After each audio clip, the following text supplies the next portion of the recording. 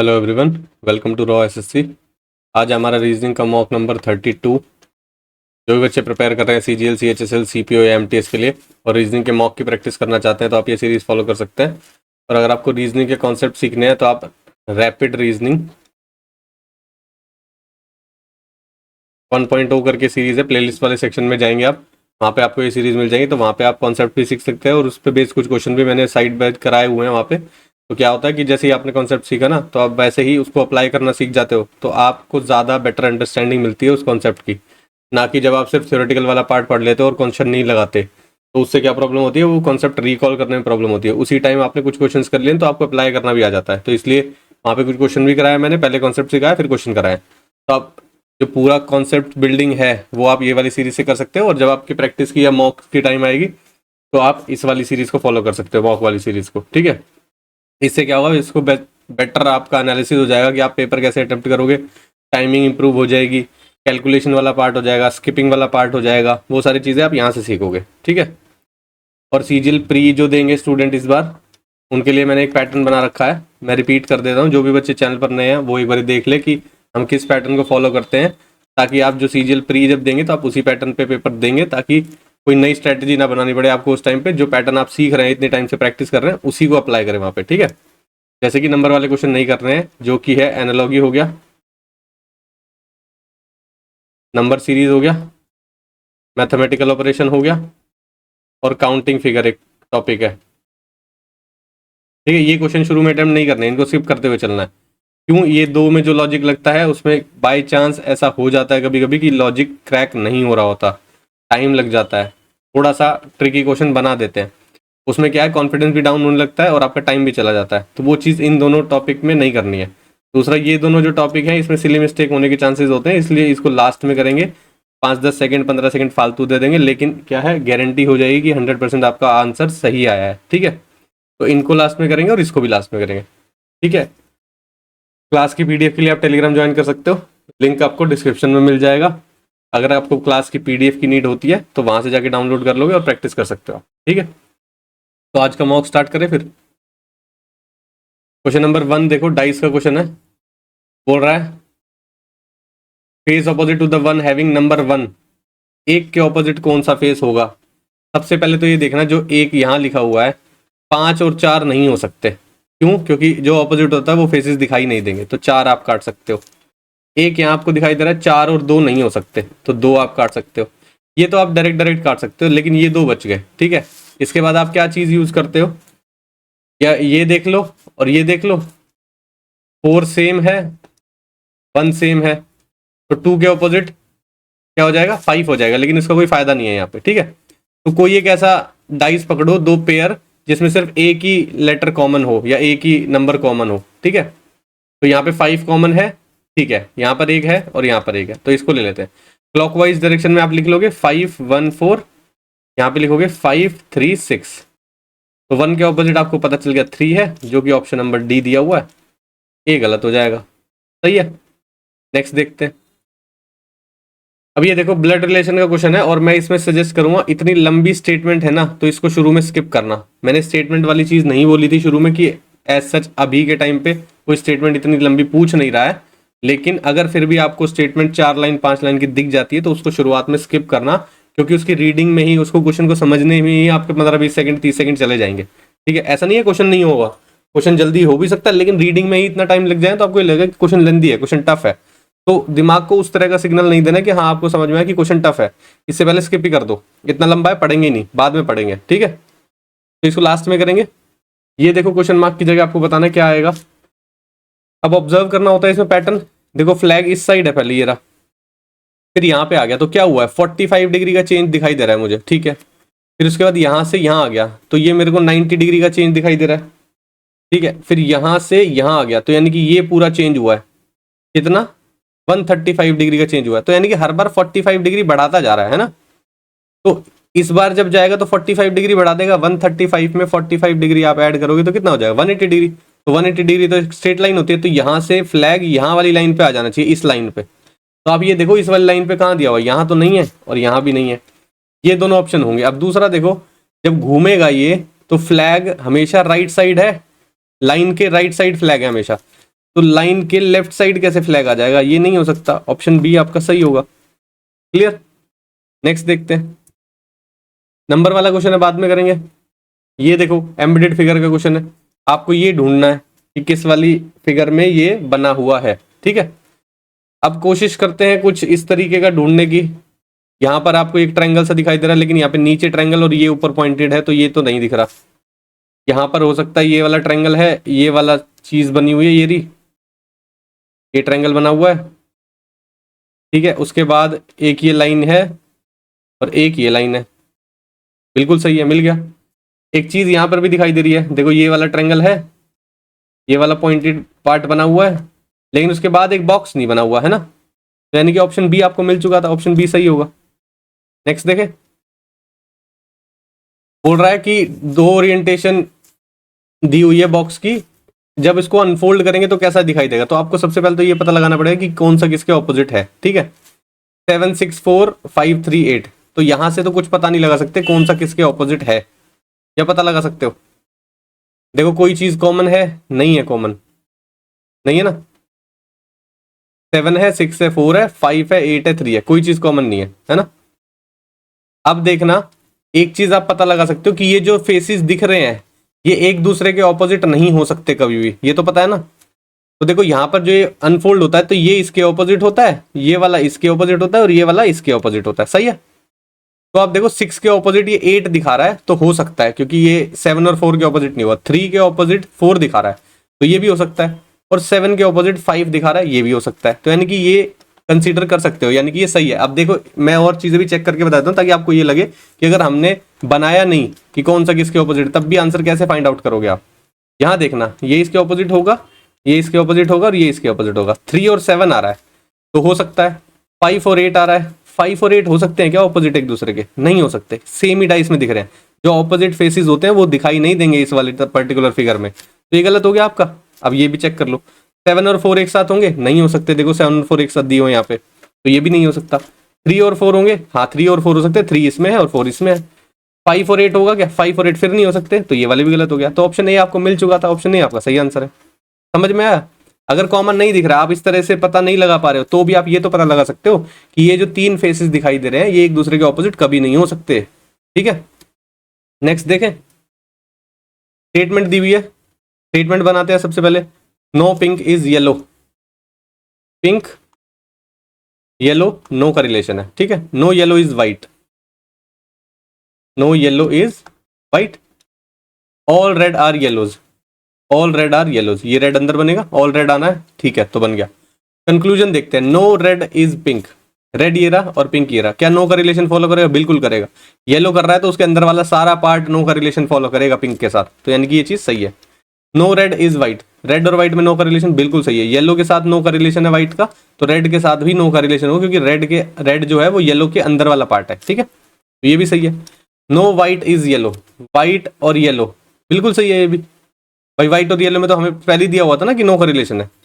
Yellow और white के respect में बोले या व्हाइट और येलो के रिस्पेक्ट में बोले, बात तो एक ही है, तो ये भी सही है। All conclusion follow. Clear, next देखते हैं। ये देखो सीरीज है, रिवर्स में चल रही है, तो देखते हैं एक बारी। ए से एफ पे, ए के बाद B C D E F 5 का गैप है, एफ के बाद जी एच आई जे के 5 का गैप है, तो यहाँ पे भी 5 का होगा। वी के बाद W X Y Z A 5 का गैप, तो यहाँ से भी 5 के गैप पे आप पहला लेटर लिख सकते हो। एल के बाद M N O P Q, तो क्यू आना चाहिए यहाँ पे, तो ये गलत हो गया, ये तीनों बचे हुए हैं। ठीक है, वाई के बाद टी लिखा हुआ है, ओ लिखा हुआ है, तो ये भी रिवर्स में चल रही है ना। तो देखो जे के बाद के एल एम एन ओ 5 का गैप है, ओ के बाद P Q R S T 5 का गैप है, टी के बाद U V W X Y 5 का गैप है, तो यहाँ से 5 के गैप पे लिख दो। जेड के बाद A B C D E Q E आना चाहिए, ये भी हट गया। तीसरा देखते हैं, यहाँ से यहाँ चलता दिखाई दे रहा है मेरे को। बी के बाद सी डी ई 3 का गैप, ई के बाद एफ जी एच 3 का गैप, एच के बाद आई जे के 3 का गैप, के के बाद L M N Q E N आना चाहिए, तो ये ऑप्शन बी में दिया हुआ है, सी गलत हो जाएगा। हो गया भाई, नेक्स्ट देखें। ये देखो राखी का कोड लिखा हुआ है, ये चालू का कोड लिखा हुआ है, ये आपको मंजू का कोड बताना है। अब आर का कोड जो हमें पता है वो तो होता है 18, लेकिन इसने कर दिया 36। ए का कोड होता है 1, इसने कर दिया 2, ए का कोड होता है 11, इसने कर दिया 22। एच का कोड होता है 8, इसने कर दिया डबल 16। आई का कोड क्या होता है 9, इसने कर दिया डबल। तो सब डबल चल रहा है। यहाँ पे एक बार चेक कर लेते हैं। एस का कोड क्या होता है 19, इसने कर दिया डबल 38। ए का कोड यहाँ पे फिर डबल किया हुआ, तो सब कुछ डबल कर रखा है, तो आप भी डबल कर दो। एम का कोड क्या होता है, एम का कोड होता है 13, 13 का 26 हो जाएगा। तो 26 कहाँ पे है, ये नहीं है, ये भी नहीं है, ये दोनों बचे हुए हैं। उसके बाद ये देखो कौन सा अलग दिखाई दिया है, ये अलग दिखाई दे रहा है। तो ए का कोड 1 होता है, उसको डबल करना है, 2 आएगा, यानी कि ऑप्शन डी सही हो जाएगा, ये गलत हो जाएगा। नेक्स्ट देखते हैं, नंबर वाला क्वेश्चन है, बाद में करेंगे।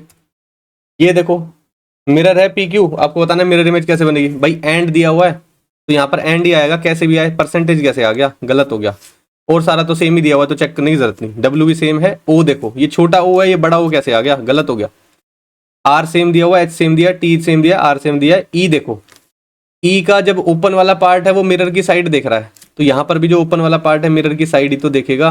ये ऐसे इधर की साइड क्यों देखेगा, तो यानी कि ऑप्शन सी सही है, डी गलत है। क्लियर। नेक्स्ट देखते हैं।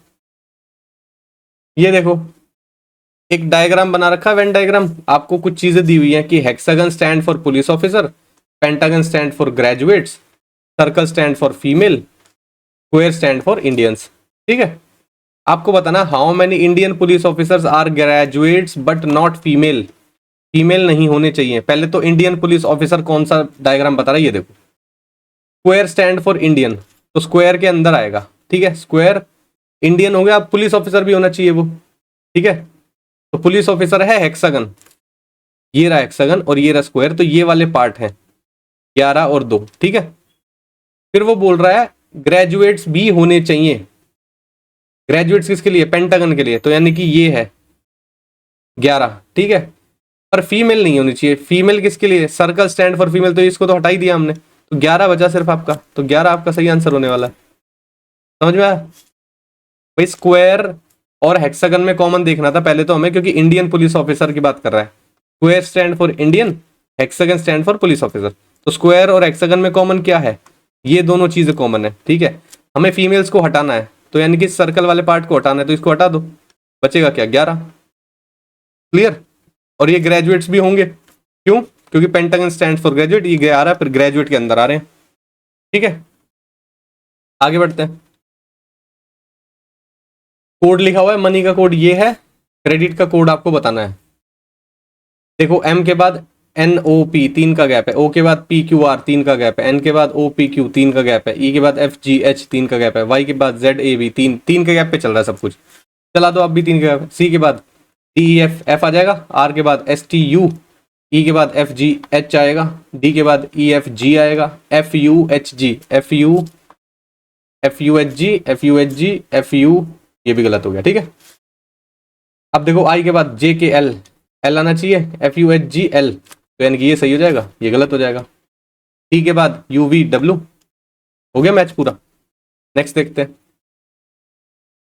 कोड लैंग्वेज में लिखा हुआ है हर फादर इज ओके, इसको बोल रहा है, माय फादर इज वेल, इसको बोल रहा है, हर आर्म इज इंजर्ड, इसको बोल रहा है। आपको बताना ओके का कोड क्या है, तो हमें ओके का कोड मिलेगा यहां से 6538 में से होगा, 6583 में से होगा, और कोई कोड नहीं हो सकता। ठीक है, तो आपको 6583 ही दिया हुआ है, तो इसी में से आएगा, ऑब्वियस सी बात है। अब देखते हैं कॉमन जो चीजें हैं ना वो हटाते चलते हैं। फादर यहाँ पे भी लिखा हुआ है और फादर यहाँ पे भी लिखा हुआ है, इज यहाँ पे भी लिखा हुआ है, इज यहाँ पे भी लिखा हुआ है। ठीक है, तो 2 चीजें कॉमन है, 2 चीजें यहाँ से उड़ जाएंगी। 2 चीजें देखो कौन कौन सी कॉमन है। 5 दिखाई दे रहा है मेरे को, 5 हटा दो, और क्या 3 दिखाई दे रहा है मेरे को, 3 हटा दो, तो आपका भी यहाँ से 5 भी हट गया और 3 भी हट गया। ठीक है, अब देखते हैं। हर कोड यहाँ पे लिखा हुआ है और हर का कोड यहाँ पे भी लिखा हुआ है ना, तो क्या चीज हट सकती है यहाँ पे, 6 और 8 बचेगा, तो 8 यहाँ पे आपको दिखाई दे रहा है, तो 8 हट गया यहाँ से, 8 हट गया यहाँ से, तो ये वाला भी ऑप्शन एलिमिनेट हो गया, तो बचा 6, तो 6 क्या होगा, ओके का कोड होगा। क्लियर, आगे बढ़ते हैं। ये देखो पेपर फोल्डिंग का है क्वेश्चन, और बताना है आपको किस तरह का ऑप्शन दिखाई देगा। देखो सबसे पहले ये देखना, ये जो क्वेश्चन फिगर है ये ऐसी ही दिखनी चाहिए आपको, तो क्या ये ऐसा है क्या, ये तो चेंज कर दिया, गलत हो गया। ये देखो ये सेम दिखाई दे रहा है, ये सेम दिखाई दे रहा है, ये सेम नहीं दिखाई दे रहा है, यहाँ देखो चेंज है। जब क्वेश्चन फिगर में ही चेंज कर देगा तो आंसर कैसे निकालोगे, क्वेश्चन फिगर तो सेम रहेगी हमेशा, उसके बाद यहाँ ही तो बताना है हमें कैसा आएगा, ये तो सेम ही रहने वाला है। तो बचे 2 ऑप्शन, इसमें देख लो, भाई पॉइंटेड वाला पार्ट ये रेफरेंस लाइन की तरह लेते हो आप, पॉइंटेड वाला पार्ट इधर है तो पॉइंटेड वाला पार्ट इधर ही तो आएगा यहाँ पे, तो कहाँ पे दिया हुआ है, ये तो दूसरी साइड देख रहा है, गलत हो गया, ये सही है। क्लियर, आगे बढ़ते हैं। बोल रहा select the correct option that indicates the arrangement of the given words in a logical and meaningful order. Starfish, blue whale, shark, giant tortoise, penguin. अब जो मुझे दिखाई दे रहा है कि लॉजिकल और मीनिंगफुल ऑर्डर क्या है, इनके साइज पे डिपेंडेंट हो सकता है, वही मीनिंगफुल ऑर्डर होगा, उसके अलावा तो कैसे पता लगा सकते हो भाई, सबका शेप साइज अलग अलग है, कोई लॉजिकल नहीं है, लेकिन हाँ वो बता सकते हो कि कौन बड़ा है इन सब में से और कौन छोटा है सबसे। तो इतना तो हमें पता है ब्लू व्हेल सबसे बड़ी होती है, ठीक है। तो देखते हैं ब्लू व्हेल वाला सेकंड ऑप्शन कहाँ है, तो लास्ट में आ रहा है सबसे बड़ा, तो ये तो आप काट सकते हो। तो सबसे पहले छोटा आएगा, 1 और 4 में कौन सा छोटा है, 1 और 4 में ऑब्वियस सी बात है स्टारफिश छोटी होती है, जायंट टॉर्टोइज बढ़िया होता है, तो स्टारफिश आएगा सबसे पहले, यानी कि ऑप्शन सी सही हो जाएगा। देखो अब इसको कंपेयर कर लो, पहले स्टारफिश है, फिर 5 पे पेंगुइन आ रहा है, ठीक है उससे बड़ा होता है, 4 नंबर पे टॉर्टोइज आ रहा है, ठीक है, फिर 3 नंबर पे शार्क आ रही है, हाँ शार्क बड़ी होती है उससे, और फिर ब्लू व्हेल उससे भी बड़ी होती है, तो बन गया मीनिंगफुल ऑर्डर। नेक्स्ट देखते हैं, ये देखो सिटिंग अरेंजमेंट है, इसमें भी 4 लाइन दी हुई है, तो इसको भी शुरू में स्किप करो। ये देखो क्या बताना है इसमें, डिफरेंट ऑड वन आउट दिखाना है, तो आप सबसे पहले क्या करो, कोई भी 2 लेटर पकड़ लो, जेड के बाद ए बी सी 3 के गैप पे, एन के बाद ओ पी क्यू 3 का गैप, एल के बाद एम एन ओ 3 का गैप, एफ के बाद जी एच आई 3 का गैप, यहां से तो नहीं मिला, ठीक है। जी के बाद एच आई जे के एल 5 का गैप है, ठीक है। यू के बाद V W X Y Z 5 का गैप है, एस के बाद T U V W X 5 का गैप है, एम के बाद N O P Q R 5 का गैप है, देखो यहाँ पे भी नहीं मिला। अब यहाँ से एल से एस की तरफ चल देते हैं, एल के बाद M N O P Q R S 7 का गैप है, जेड के बाद A B C D E F 6 का गैप है, एक्स के बाद Y Z A B C D 6 का गैप है, आर के बाद S T U V W X 6 का गैप है, देखो 6 6 6 7 था, यहाँ पे मिल गया आपको ऑड वन आउट। तो कई बार लास्ट में भी मिलता है, कई बार शुरू में भी मिलता है। नेक्स्ट देखते हैं, नंबर वाला क्वेश्चन है बाद में करेंगे, ये भी बाद में करेंगे। ये देखो पेटल्स को लिखा हुआ है ये वाला कोड, नेक्टर का बताना है आपको। अब किस तरह से चल रहा है कोड देख लेते हैं एक बारी। पी के बाद बी तो नहीं है, बहुत ज्यादा गैप है, पी के बाद लास्ट में बी, एम के बाद एनओपी हो सकता है, लेकिन बी और एस से तो कोई कंपैरिजन बन नहीं रहा, क्या सेकंड से करे क्या। ये देखो 2 2 का, पी के बाद क्यू लिखा हुआ है एक के बाद, यहाँ देखो B Q F U T M लिख दिया मैंने, पी के बाद क्यू, ए के बाद बी, टी के बाद यू, ई के बाद एफ, एल के बाद एम, एस के बाद टी, ठीक है, एक एक के गैप के बाद लिखा हुआ है। अब देखते हैं आपके बाद क्या आएगा, एन के बाद एम, क्या आना चाहिए, यही आना चाहिए, क्या एन के बाद ओ, ऑब्वियसली बात है एन के बाद ओ आएगा, तो ओ, ई के बाद एफ, टी के बाद डी, टी के बाद यू, ए के बाद बी, आर के बाद एस, एफ ओ यू कहाँ पे है, यहाँ पर भी नहीं है, यहाँ पर है, टी एस बी भी यहाँ पर है, तो ऑप्शन बी सही हो गया, ये भी गलत हो गया, ठीक है, मिल गया। नेक्स्ट देखें, नंबर वाला बाद में करना, ये भी बाद में करना। ये देखो मैथ से रिलेटेड क्वेश्चन रीजनिंग में डाला हुआ है, आ जाता है कभी कभी ऐसा क्वेश्चन, तो पहले इसको कर लेते हैं, ठीक है। क्या करते हैं इसमें, सबसे पहले लेटर काउंट करो, 1 2 3 4 5 6 7 8 9 10 11 12 13 14 15 16 17 18 19 20 20 है, 5 5 का गैप बना लेते हैं, 1 2 3 4 5 1 2 3 4 5 1 2 3 4 5। सब में पहले देखो यू यहाँ पे है, यू यहाँ पे है, यू यहाँ पे, तो यहाँ पे भी यू लगा देते हैं, U L H E N, तो एन भी लास्ट में है, यहाँ पे भी एन है, तो यहाँ पे भी एन लगा देते हैं, ठीक है। तो यू एल एच शुरू में है, यू एल एच बना दो, U L H E N, U L H E N, U L H E N और U L H E N, L H आ रहा है लास्ट में, ये भी नहीं होगा, ये भी नहीं होगा, ये भी नहीं होगा, ये बचा, ये देखो U E N, U E N, L E N, L E N, L E, L E, L H, L H, हो गया मैच। अब देखते हैं पीछे जो क्वेश्चन छोड़ते हुए आया हम उसको करते हैं। देखो अब इन 25 क्वेश्चन में क्या हुआ, एक में भी आपको कोई ऐसा सच डाउट नहीं आया कि मेरे से निकल नहीं रहा है, क्या ऐसा हो रहा है कि मुझे समझ में नहीं आ रहा है, कोई क्वेश्चन डिफिकल्ट पड़ रहा है, लेंदी पड़ रहा है, ऐसा नहीं हुआ। ये जो दूसरे टाइप के क्वेश्चन होते हैं ना, ये स्मूथली एक पेज पे हो जाते हैं बिल्कुल। जो दूसरे होते हैं ना लॉग, ये जिसमें मैथ्स लगता है, आप कैलकुलेशन करने की कोशिश करते हो, उसमें इफ एंड बट लगता है काफी, तो उसमें बड़ा आपको दिमाग ऊपर नीचे चलाना होता है।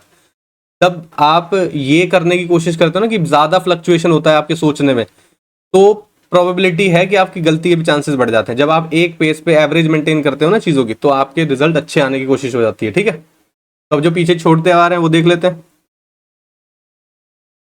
ये देखो, अब बोल रहा है a side of a square shaped park is 12 metre, 12 metre का एक पार्क है। If a square shaped garden with a side of 24 metre is developed around a park, what will be the total area of the park including garden. ये बनाया है, ठीक है। A square shaped garden with side 24 metre, तो इसकी है 24 metre, इसकी तो अंदर वाले की 12 मीटर है। पार्क के अराउंड बना दिया। What will be the total area of the park including the garden, park का एरिया बताना है इंक्लूडिंग गार्डन। भाई इसका एरिया बताना है और इसका भी एरिया बताना है। तो अब अगर आप बाहर वाले का ही एरिया निकाल देते हो बस सीधा सीधा, तो निकल जाएगा। 24 का स्क्वायर कितना होता है, 576। ऑप्शन सी, ठीक है। समझ में आया भाई, और कुछ नहीं करना इसमें, क्योंकि पूछ क्या रहा है, what will be the total area of the park including the garden, park का एरिया और गार्डन इंक्लूड कर दो। तो जब 24 उसकी साइड है, 24 मीटर की साइड है और उसके बाहर बनाया गया है ये, तो उसी का अगर पूरा निकाल दोगे तो ये अंदर वाला भी इंक्लूड हो जाएगा उसके अंदर। ठीक है, कई बच्चे इसमें ऐसे करेंगे, ये निकालेंगे और माइनस करके ये वाला पोर्शन निकालने की कोशिश करेंगे और फिर प्लस करेंगे, बात एक ही पड़ जाएगी। ठीक है, और देखते हैं। ये देखो सीरीज है, क्वेश्चन मार्क की जगह क्या आएगा आपको ये बताना है। नंबर काफी बड़ा हो रहा है लास्ट में जाके, तो कुछ ना कुछ मल्टीप्लाई तो हो रहा होगा। यहां से यहां तक 16 दूनी 32 दिखाई दे रहा है मेरे को, +1 दिखाई दे रहा है। 33 से 100 में जाना है, इंटू 3 दिखाई दे रहा है, +1 दिखाई दे रहा है। 100 से 400 में इंटू 4 दिखाई दे रहा है, +1 दिखाई दे रहा है। ठीक है, 2 3 4 चल रहा है, तो इसको 5 कर देंगे, इंटू 5 +1 कर दो। 5 चौक 200 हो जाएगा, 205 और 206 आना चाहिए आपका आंसर। सॉरी 206 कह रहा हूं, 2006। ठीक है, ऑप्शन डी सही हो जाएगा। और देखते हैं, ये देखो बैलेंस करना है कि अगर कोई साइन और नंबर आप इंटरचेंज करोगे तो। ठीक है, सबसे पहले ये देख लो फ्रैक्शन नहीं बनना चाहिए कहीं पे।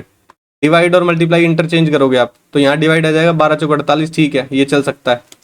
डिवाइड और मल्टीप्लाई ये भी चल सकता है। डिवाइड और माइनस, यहाँ पे डिवाइड आ गया अगर, तो 96 नीचे आ जाएगा, 16 छिक्के 96, यहाँ माइनस हो जाएगा तो ये फ्रैक्शन बना देगा, इसको चेक करने की जरूरत नहीं है।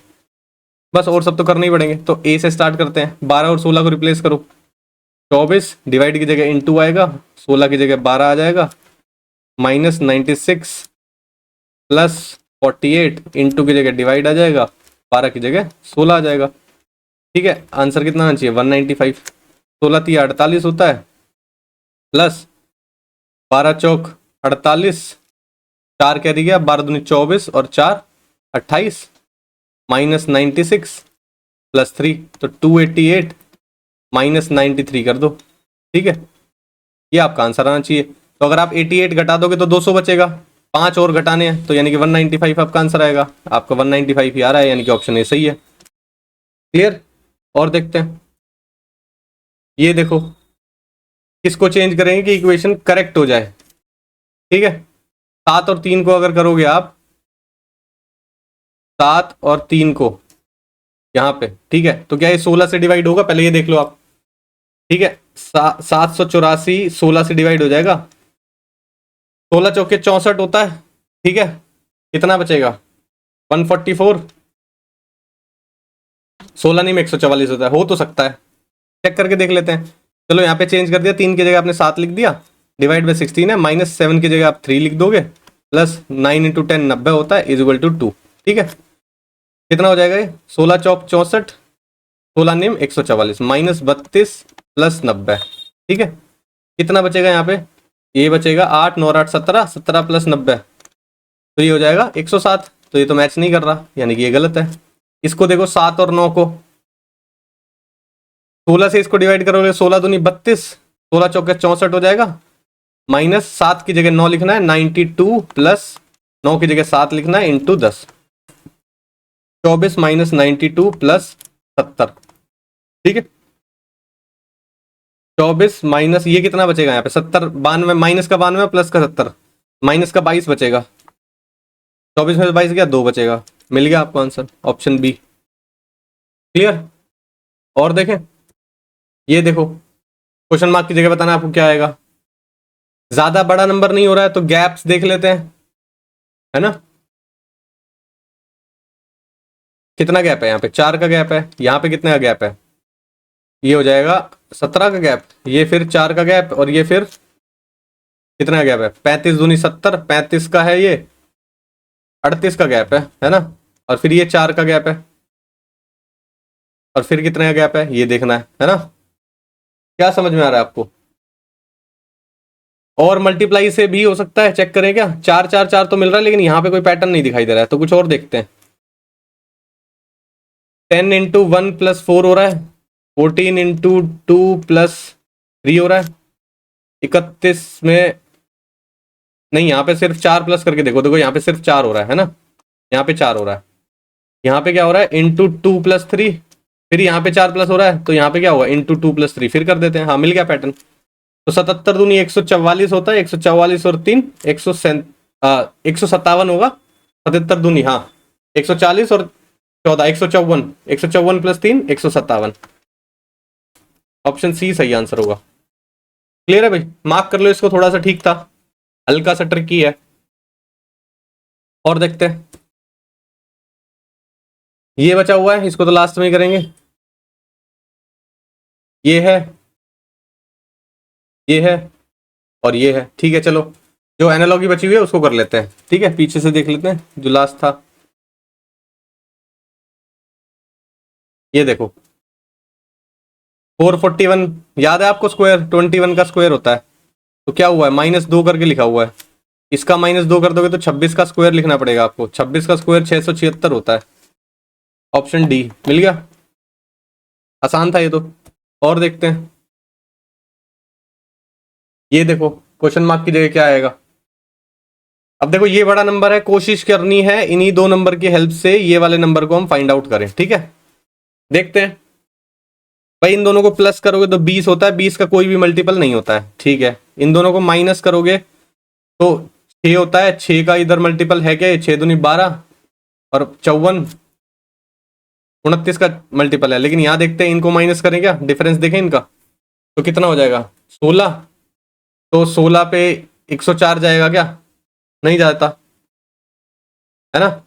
16 छिक्के 96 हो जाएगा, उसके बाद नहीं जाएगा, तो यानी कि ये वाला पैटर्न तो बैठ नहीं रहा है।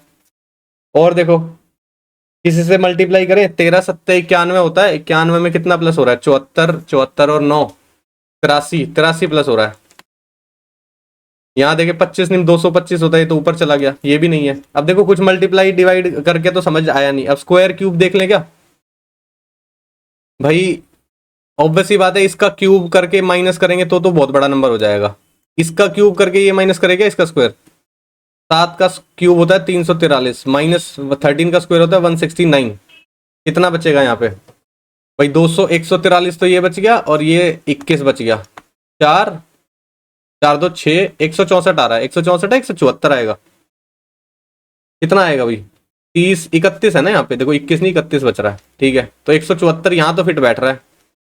यहाँ देखें 25, 9 का स्क्वायर 729, सॉरी क्यूब बोल रहा हूँ, 9 का क्यूब 729, 25 का स्क्वायर 625। कितना बचेगा? ठीक है, 100 प्लस करोगे तो 725 हो जाएगा। हाँ 104 बच रहा है, कोई पैटर्न बैठ रहा है फिट। ये 174 आ रहा है, 104 आ रहा है, तो इसका क्यूब क्या होता है? 1331। 30 का स्क्वायर क्या होता है? 900। 1 3 13 में से 9 गया, 4 431 आंसर आना चाहिए। ऑप्शन ए सही है। क्लियर है? अच्छा क्वेश्चन है, इसको भी मार्क कर सकते हो। और देखते हैं, अब देखो ये बचा हुआ है एक स्टेटमेंट वाला ब्लड रिलेशन, और कौन सा बचा हुआ है? एक सिटिंग अरेंजमेंट भी था, ये वाला बचा हुआ है ना। और आई थिंक सारे हो गए, एक बार चेक कर लेते हैं। हाँ और सारे हो गए। सिटिंग अरेंजमेंट कर ले पहले। ये देखो 5 person are sitting in a row facing the north. एक लाइन है, ये नॉर्थ डायरेक्शन मान लेते हैं, इस तरफ देख रहे हैं सब। ठीक है, one of the 2 person at the extreme and is an introvert. ठीक है, देखो अब क्या है, 2 केसेस बन रहे हैं यहाँ पे। ये 2 एंड है, बोल रहा है किसी एक एंड पे इंट्रोवर्ट बैठा है, एक पे एक्सट्रोवर्ट बैठा है, तो हम कहते हैं इस पे इंट्रोवर्ट बैठा दिया, इस पे एक्सट्रोवर्ट। लेकिन ये केस ऐसे भी तो बन सकता है कि इधर इंट्रोवर्ट बिठा दो और इधर एक्सट्रोवर्ट, बन सकता है? तो बना के चलेंगे शुरू में, ठीक है। A thin person is sitting to the immediate right of an intelligent person. एक इंटेलिजेंट पर्सन बैठा है, ठीक है, उसके राइट में कौन बैठा है? Thin person. तो यहां पे भी बिठा देते हैं ऐसे ही कुछ, इंटेलिजेंट पर्सन बैठा है, इसके राइट में थिन पर्सन बैठा है, बस हो गया पूरा। A weak person is sitting to the immediate left of the extrovert person. Extrovert person के लेफ्ट में, भाई यहाँ पे तो कोई बैठ ही नहीं सकता, ये तो एक्सट्रीम एंड है, तो ये वाला जो एजम्पशन आपने लेके चले थे ये गलत है, ये वाली सही है, ठीक है। अब क्या बोल रहा है? इमीडिएट लेफ्ट में बैठा है एक वीक पर्सन, एक्सट्रोवर्ट के लेफ्ट में, एक्सट्रोवर्ट के लेफ्ट में वीक पर्सन बैठा है, बिठा दिया। The intelligent person is sitting exactly between the introvert and the thin person. Intelligent जो है वो इंट्रोवर्ट और थिन पर्सन के बीच में बैठा है। भाई 5% तो बैठने थे, हमने 5 बिठा तो दिए, आगे वाली लाइन का कोई मतलब बनता नहीं है वैसे, ठीक है, लेकिन फिर भी चलो इन्होंने दे दिया। Which of the following person is sitting at the centre. Centre पे तो ये भाई साहब बैठे हैं, थिन वाला, ऑप्शन डी सही हो जाएगा। क्लियर भाई, समझ में आया? एक एक लाइन आराम से ड्रॉ करिए, समझ में आया होगा आपको। 2 केसेस क्यों लेके चले ये भी समझ में आया होगा, ठीक है। अब एक क्वेश्चन बचता है ब्लड रिलेशन, वो बनाते हैं और उसके बाद आपका मॉक हो जाता है खत्म, ठीक है। कहां पर है? ये रहा, ठीक है। बोल रहा है Pamila is the granddaughter of Akun who is married to Nikita, ठीक है। अकुन करके एक लड़का है, निकिता से मैरिड है, उसकी ग्रैंड डॉटर है पमिला, ठीक है। ग्रैंड डॉटर की बात कर रहा है। अब ये सर्कल बनेगा, स्क्वायर बनेगा, कुछ नहीं पता अभी कि डॉटर का बात कर रहा है या उसके सन के उसकी बात कर रहा है, ठीक है। ग्रैंड डॉटर की बात कर रहा है, तो पहले तो पमिला यहाँ पे बना देते हैं, ठीक है। उसके बाद क्या बोल रहा है देखते हैं। Murali is the brother in law of Akun. Brother in law कौन होता है? बेसिकली जिसको साला बोला जाता है ना, अकुन का साला, बेसिकली ऑब्वियसली बात है उसकी वाइफ के भाई को बोलेंगे, तो ये मुरली यहाँ पे आ जाएगा, ठीक है।